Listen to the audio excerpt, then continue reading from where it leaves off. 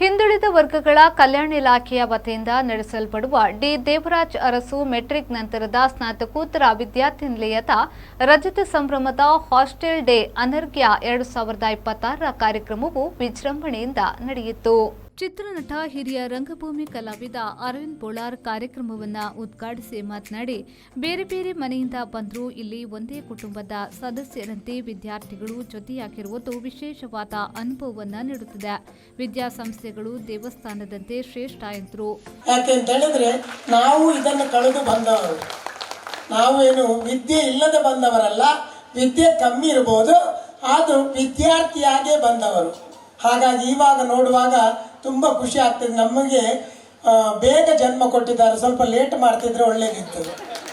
ನಾವು ಇಂಥ ಹಾಸ್ಟೆಲ್ಗೆಲ್ಲ ಬಂದು ಹೋಗ್ತಿದ್ದೆವು, ಹಾಗೆ ಕಾಣಿಸ್ತದೆ. ಯಾಕೆಂತ ಹೇಳಿದರೆ ಒಂದು ಟೈಮಿಗೆ ನಾವು ಸಣ್ಣದಿರುವಾಗ ನಾನು ತುಳುವಲ್ಲಿ ಮಾತಾಡಿದ್ರೆ ಒಳ್ಳೇದಾ, ಕನ್ನಡದಲ್ಲಿ ಮಾತಾಡಿದ್ರೆ ಒಳ್ಳೇದಾ? ಕನ್ನಡವಾ? ತುಳು ಅಂತ ಕನ್ನಡದವ್ರು ಮತ್ತು ಅವ್ರ ಹತ್ರ ಕೇಳ್ಕೊಳ್ಳಿ ಆಯ್ತಾ. ಅಲ್ಲಿ ಹೇಳಿದಾರಲ್ಲ ತುಳು ತುಳು ತುಳು, ಅವ್ರ ಹತ್ರ ಮತ್ತೆ ಕೇಳಿಸ್ಕೊಳ್ಳಿ. ಯಾಕೆ ಅಂತ ಹೇಳಿದರೆ ಇಲ್ಲಿ ಎಲ್ಲೆಲ್ಲಿ ಊರಿಂದ ಬಂದವರಿದ್ದೀರಿ. ಚಿಕ್ಕಮಗಳೂರು ಆವಾಗ ನನ್ನ ಹತ್ರ ಬಂದು ಫೋಟೋ ತೆಗೆಸುವಾಗ ಹೇಳ್ತಾರೆ, ನಾನು ಚಿಕ್ಕಮಗಳೂರು, ನಾನು ಅವಳ ಹತ್ರ ತುಳು ಅಥವಾ ಮಾತಾಡೋದು, ಅವಳು ಬೇರೆ ಮಾತಾಡ್ತಾ ಇದ್ದಾಳೆ. ಹಾಗಾಗ್ತದೆ. ಹಾಗೆ ತುಳು ಗೊತ್ತಿಲ್ಲದವರು ಇನ್ನೊಬ್ಬರ ಹತ್ರ ಕೇಳಿದರೆ ಸಾಕು, ಅವ ಆಗ ಎಂತ ಬೊಗಳ್ತಾ ಇದ್ದದ್ದು ಅಂತ. ಹಾಗಾಗಿ ಸುರುಕಾದೆ ನಮ್ಮ ವಿದ್ಯಾಸಂಸ್ಥೆಯನ್ನು ಬಂಡ ನಂಗೆ ದೇವಸ್ಥಾನ ಇತ್ತಿಲಕ ಅಂಚನೆ ನಮ್ಮ ವಸತಿ ನಿಲಯ ಪಂಪ ಎಂದುಕೇಂಡ ವಿದ್ಯಾರ್ಥಿನಕ್ಲು ಎಂಕಲು ಎಲ್ಲೊಪ್ಪನಕ ಕೆಲವು ಕೇಂದಿನ ಇಂಗಿನ ಅಂದುಕೇಂಡ ಈ ಹೆಚ್ಚ ಪಾತ್ರ ನಿನ್ನ ಹಾಸ್ಟೆಲ್ ಪಾಡುವನು ಅಪ್ಪಕ್ಕ ಹಾಸ್ಟೆಲ್ ಮಕ್ಕಳು ಮಕ್ಕಳು ಹೆಡ್ಡಿನಕ್ಲು ಎಂಚ ಉಪ್ಪೇರಿಂದ ಐಟೆ ಆಲೋಚನೆ ಅವಂತನು ಪಂಡ ಅಕ್ಕಲಕ್ಕ ಐಟು ಬೆತ್ತ ತಪ್ಪು ಜಿತೋಜೋಡು ಐಕ ಅಡೆಗೆ ಕಡಪುಂಡ ಮೂಳು ತೋನಾಗ ಉಲ್ಟಾ ಆತನು. ಮೂಳು ತೋನಾಗ ಹಾಕೊಂಡು ಅಕ್ಕಲು ಸೈಲೆಂಟ್ ಆದ ಪಂಡ ಮುರಣ ಇಲ್ಲಡೆ ಬತ್ತಪ್ಪನ ಪಾತ್ರನಾಗ ಹಾಕೊಂಡು ಮೇರೆ ಈ ಜೋಕ್ಲಿ ಎಂಚ ಸುಧಾರಿರಪ್ಪ. ಹಿಂದುಳಿದ ವರ್ಗಗಳ ಕಲ್ಯಾಣ ಇಲಾಖೆಯ ಜಿಲ್ಲಾಧಿಕಾರಿ ಬಿಂದ್ಯಾ ನಾಯಕ್ ಕಾರ್ಯಕ್ರಮದ ಅಧ್ಯಕ್ಷತೆ ವಹಿಸಿ ಮಾತನಾಡಿ, ಶ್ರದ್ಧೆಯಿಂದ ಕೆಲಸ ಮಾಡಿದಾಗ ಯಶಸ್ಸು ಸಾಧಿಸಲು ಸಾಧ್ಯವಿದೆ. ಏನನ್ನ ಯೋಚಿಸುತ್ತೇವೆಯೋ ಅದೇ ಆಗುತ್ತೇವೆ. ಆ ನಿಟ್ಟಿನಲ್ಲಿ ವಿದ್ಯಾರ್ಥಿಗಳ ಪ್ರಯತ್ನ ಇರಲಿ ಎಂದು ಆಶಿಸಿದರು. ನಿಮ್ಮ ಅಡಿಗೆಯವರ ಬಗ್ಗೆ ಹೇಳಿದ್ರಿ. ಎಲ್ಲರಲ್ಲೂ ಕಾಣೋದೇನು ಅಂತಂದ್ರೆ ಶ್ರದ್ಧೆ. ಯಾವಾಗ ಒಂದು ಮನುಷ್ಯ ಶ್ರದ್ಧೆ ಇಟ್ಕೊಂಡು ಕೆಲಸ ಮಾಡ್ತಾನ ಆವಾಗ ಆ ಮನುಷ್ಯ ಸಕ್ಸಸ್ ಆಗ್ತಾನೆ. ಅವರ ಕೆಲಸದಲ್ಲಿ ಶ್ರದ್ಧೆ ಇಟ್ಕೊಂಡು ಈ ಹಾಸ್ಟೆಲ್ಗೆ ಏನನ್ನ ಮಾಡಬೇಕು ಅಂತ ಹೇಳಿ ಅದನ್ನ ಮಾಡಿ ತೋರಿಸಿದ್ರು. ನಮ್ಮ ಸ್ಟಾಫ್ನವರು ಶ್ರದ್ಧೆ ಇಟ್ಕೊಂಡು ಅಡುಗೆ ಮಾಡಿ ನಿಮಗೆ ಯಾವ ರೀತಿ ಪೋಷಕಾಂಶಗಳನ್ನು ಒದಗಿಸ್ಬೇಕು ಅದನ್ನ ಒದಗಿಸ್ಕೊಟ್ರು. ಅದೇ ರೀತಿ ಶ್ರದ್ಧೆಯಿಂದ ನೀವು ಇಲ್ಲಿ ಓದಬೇಕು. ಆ ಬಗ್ಗೆ ನಾಗರಾಜ್ ಸರು ಹೇಳಿದ್ರು ಚೆನ್ನಾಗಿ. ನಮ್ಮ ಕನ್ನಡ ಲೆಕ್ಚರರ್ಸ್ ಅವರು ತುಂಬ ಚೆನ್ನಾಗಿ ಮಾತಾಡಿದ್ರು. ಇಷ್ಟು ಇನ್ಸ್ಪಿರೇಷನಲ್ ಆಗಿತ್ತು ಅಂತಂದರೆ ಅದರಲ್ಲಿರೋ ಒಂದು ಲೈನು ನನಗೂ ಅದು ಇಷ್ಟ, ಮತ್ತು ನನಗೆ ಅದು 100% ಗೊತ್ತಿದೆ. ಏನನ್ನ ನೀವು ಥಿಂಕ್ ಮಾಡ್ತೀರಿ ಅದೇ ಆಗ್ತೀರಿ ಅಂತ.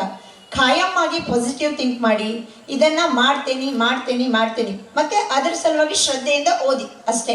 ಒಂದು ಪಾಸಿಟಿವ್ ಆಗಿ ಥಿಂಕ್ ಮಾಡೋದು, ಒಳ್ಳೆಯದನ್ನ ಮಾಡಬೇಕು ಅಂದ್ಕೊಳ್ಳೋದು, ಅದ್ರ ಪ್ರಕಾರನೇ ಯೋಚನೆ ಮಾಡೋದು, ಅದರಲ್ಲೇ ಶ್ರದ್ಧೆಯಿಂದ ತೊಡಗಿಸ್ಕೊಳ್ಳೋದು.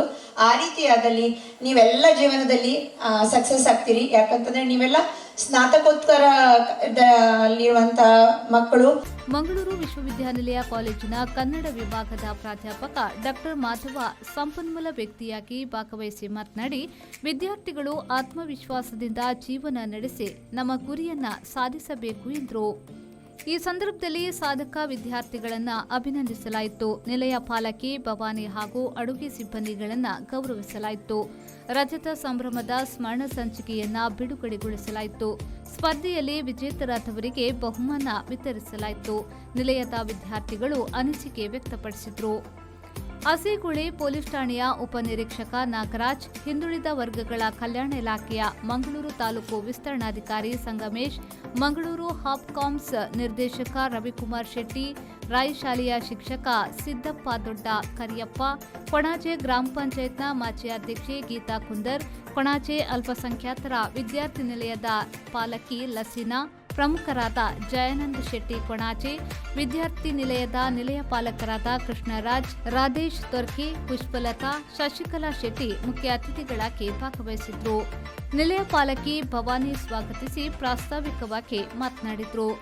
25 ವರ್ಷಗಳ ಅವಧಿಯಲ್ಲಿ ನಿಲಯ ಬೆಳೆದು ಬಂದ ಹಾದಿಯನ್ನ ತಿಳಿಸಿದ್ರು. ವಿದ್ಯಾರ್ಥಿನಿಯರಾದ ಮೋಕ್ಷ ವಂದಿಸಿ ಭೂಮಿಕಾ ಕಾರ್ಯಕ್ರಮವನ್ನ ನಿರೂಪಿಸಿದ್ರು. ಬಳಿಕ ನಿಲಯದ ವಿದ್ಯಾರ್ಥಿಗಳಿಂದ ಸಾಂಸ್ಕೃತಿಕ ಕಾರ್ಯಕ್ರಮ ನಡೆಯಿತು. ಸಂದೀಪ್ ಸಾಟ್ಯನ್, ವಿ4 ನ್ಯೂಸ್, ಬಂಟ್ವಾಳ.